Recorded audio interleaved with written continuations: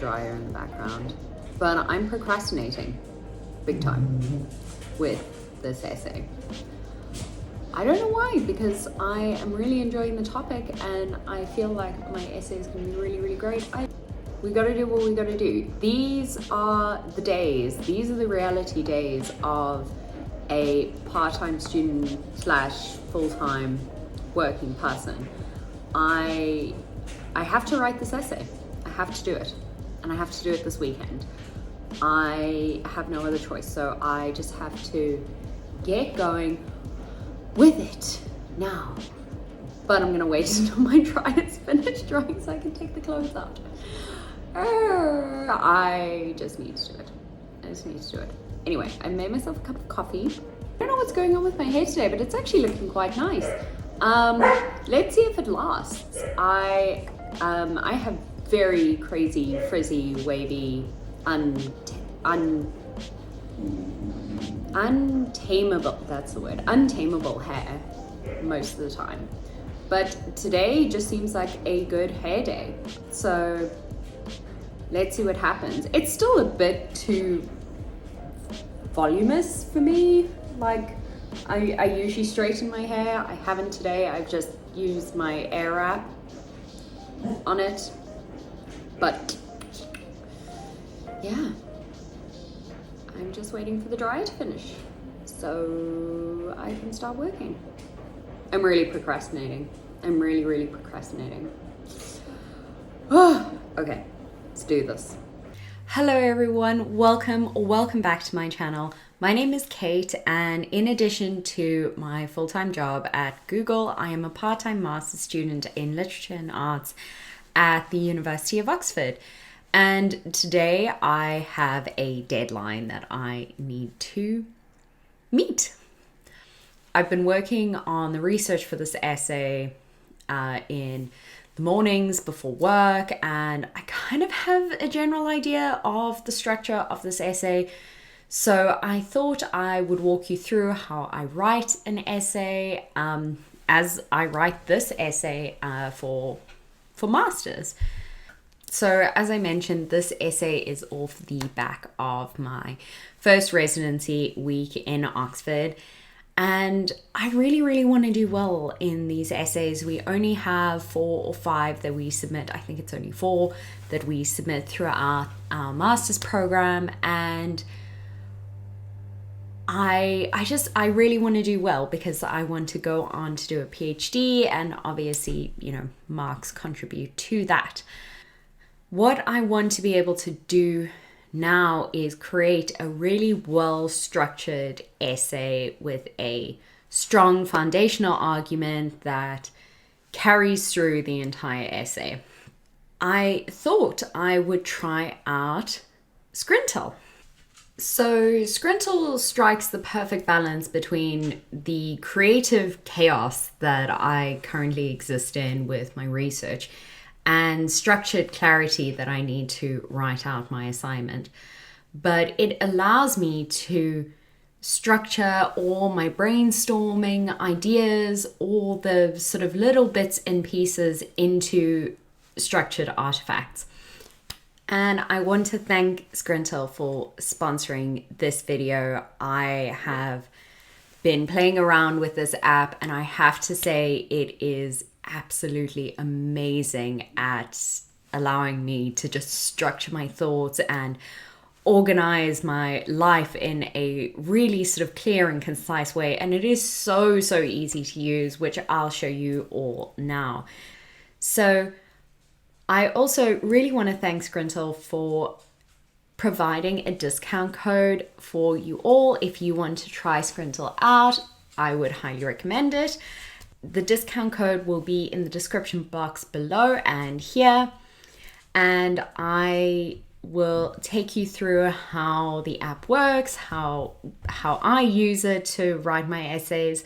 But obviously, the applicability of Scrintal is limitless. It is so great at providing a sort of visual structure to ideas. It could be used to organize projects, to keep track of your day, all these kind of things. So I highly recommend having a look at it, and I will leave my discount code below. So let's switch over to voice over Cait. All right, welcome everyone to my Scrintal board here. I've created a board for my essay talking about Mary Seacole as a humanitarian. I'm going to start off by creating cards for each of the different sections that I want to write out on. So I want to start off with a literature review, for example. So I've created a card and I am going to input all my ideas about what I want to include in this literature review. And this can be anything from, pictures to bullet points to quotes to YouTube videos, images, an external PDF. All this kind of stuff can be added into the cards, and it's really helpful to be able to collate all this information together. So I'm going to go ahead and look at my notes that I have, and I'm going to write out exactly what I want to include in my literature review. So for example, I'm starting off with defining humanitarianism and the framework that I want to draw for Seacole's inclusion in these definitions. So I'm going to pull in here exactly which definitions that I want to focus on. So for example, Barnett's definition, Lester and Skinner's definition, and Lacquier's definition of humanitarian narratives. I can reframe the cards as big as I want them to be. I'm going to go ahead and now add a second card onto my board. And this is actually going to be the main argument that I have for this essay. And the reason I pull this into a card is to make sure that as I'm developing arguments throughout the essay, that I keep an idea of what the main argument is, and that my subsequent arguments support the main argument that I am making. So, for example, my main argument here is that humanitarian interest in Mary Seacole's case was framed by her own self-interest, both economic and political. But this self-interest was absolutely necessary. As a Black independent woman, she needed to exact her own self-interest in her humanitarian approach, since there was no other way for her to enact her humanitarian acts, like her nursing and care that she gave on the Crimean front in the Crimean War. So now that I've established that this is my main argument, I am going to constantly refer back to it. I've also built out this main argument by just bringing in some ideas that I have written down beforehand, and this is now going to be my main argument by which I connect all my subsequent arguments. So as you can see here, once I've created a card, I can technically move it anywhere around the board. And what's really nice is you can connect cards together, so you can link them, and that is super duper helpful. So you just click on the card here and you draw a dot across to the card that you want to connect. You can also reverse the link. So for example, I want everything to link up to the main argument and to come out of the main argument, and so that is how I have drafted that up. This way of representing things is really helpful to allow me to follow through with my individual arguments. So what I'm going to do now is pull in my 3 arguments that I have into separate cards. So I'm going to establish what my first argument is here, and I'm going to pull in all the resources and information that I want to include in that argument. So for example, I'm going to talk about race and gender in this first argument. and how it has had a profound impact on Mary Seacole's own narrative. So now what I'm just doing is pulling in ideas from the notes that I have into developing sort of my main argument, or developing my first argument of how race and gender have had a profound impact on Mary Seacole's narrative as a humanitarian. So here I'm looking primarily at her own book, The Wonderful Adventures of Mary Seacole in Many Lands, and I'm looking how race and gender have impacted the way that she has written this narrative, and why she has made certain choices in her narrative that she has made. And it is generally agreed upon that most of the reasons that she made certain redactions in her narrative is because of her race and gender. And as such, we can see her being really cognizant of those limitations that exist on her. And this is really profound in proving how she navigates providing her humanitarian care to the soldiers in Crimea. I also really love the idea of pulling in specific quotes and pictures and different types of media into cards. This really helps me to frame out a interdisciplinary objective in my essays, which I obviously need to provide in my master's. Being an interdisciplinary master's, I need to pull in various sort of media types. So for example, here I'm pulling in a quote from Helen Rappaport's recent biography of Mary Seacole, In Search of Mary Seacole, and it just adds to this idea that I'm trying to make in my first argument. So now you can see that I have pulled that first argument card into the board, and I've linked it up to the main argument. And I'm going to go ahead and create my second argument, which is going to be about the newspapers and the reports and the propaganda that came out of Crimea that support Mary Seacole as a humanitarian. So as I mentioned here, I am able to pull out, particular quotes, identify certain pieces of evidence that I'm going to use in support of my arguments.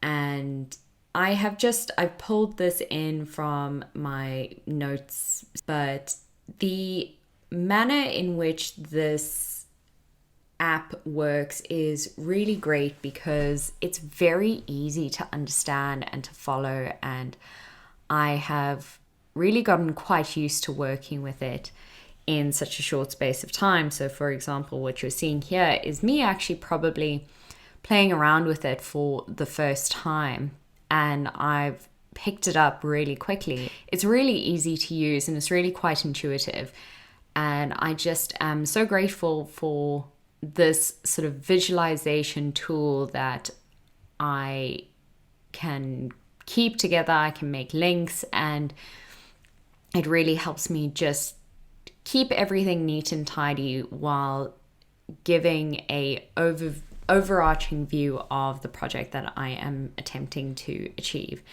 So now, for example, I have linked my first argument and my second argument. So what I'm going to do now is actually add in a text which allows me to create a link between my first argument and my second argument, so I can ensure that the flow of my arguments work really well. And obviously, as I'm kind of going through this essay, I might find that one argument is better to pull in before or after, and it's so easy to rearrange your cards, to rearrange your arrows and your links, and it's so great to be able to see this. I don't think I've ever found an app that has allowed me to kind of visualize this in a sort of succinct manner. So here now I'm pulling in my third argument, which talks about Mary Seacole's portrait and her picture with her medals that have caused a fair bit of controversy. And so I'm going to create a link from my main argument to my third argument here to show how it supports the main argument. And what I'm actually going to do in here is create a link to a website that I found about the discovery of her portrait. So as you can see here, I can input web links directly into the cards, and I am now creating another text box where I will link my second argument to my third argument to ensure that it flows nicely and succinctly. So now, as I mentioned, there is a particular website that I want to be able to link here in relation to Mary Seacole's portraits and her pictures. So I have created another web link card that I can then link to my third argument, which is great.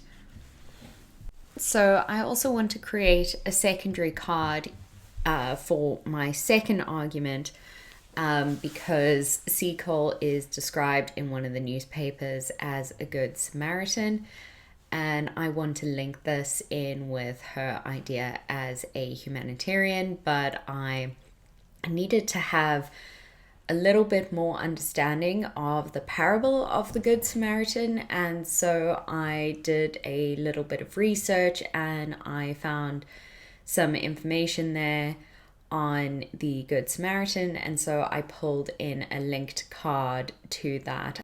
I want to be able to link in the original pictures of her that I want to discuss in relation to her medals and my third argument, and so I'm just collating that information and creating a card where I will link the pictures that I want to discuss. So now this is the basic structure of my essay, and I feel very happy with it. Obviously, I can add bits to it as I kind of go along, but I am very happy with collating all those random bits of information that I had. I am just now making it look really nice. I'm looking at the different layouts that I can put for my cards and just shifting things around and playing around with the cards a bit more. I just really love that I can have this overarching view of my essay and of my structure and of my argument. And I am super happy with this app, with Scrintal. I think that it is a great addition to a productive workflow, and I will absolutely be using it to record ideas, to record different links between my work, especially since I do have an interdisciplinary master's. This is going to be absolutely fundamental for me to be able to create those links between different ideas and different arguments. So I am really and truly happy with using this as an idea. One thing that you can also do is create tags in each of the cards, and this is super duper helpful, and I think I will use this a lot more as I'm kind of developing my arguments for my dissertation at the end of the year. This is helpful to create links between maybe different subject lines or different arguments or even different boards. So obviously here I've created a board for this essay, but maybe there is a bit of information in either the first argument, second argument, or third argument that I might like to use for my dissertation. And so I can create a tag, for example, that writes dissertation, and I can link that card to that tag. You can have a number of different tags to a particular card or to a particular board, and then you are able to view all of that information together and filter information by tags. And I think that's going to be so helpful as I progress through my masters and I'm able to link up ideas that I need to link up. There are a couple more things that I just wanted to highlight about Scrintal that didn't relate to writing my essay, but which I thought were very, very cool. So for example, you have all of your boards on your desk or your focused areas, and then it is so easy to kind of navigate to the boards that you're looking at and creating boards like that.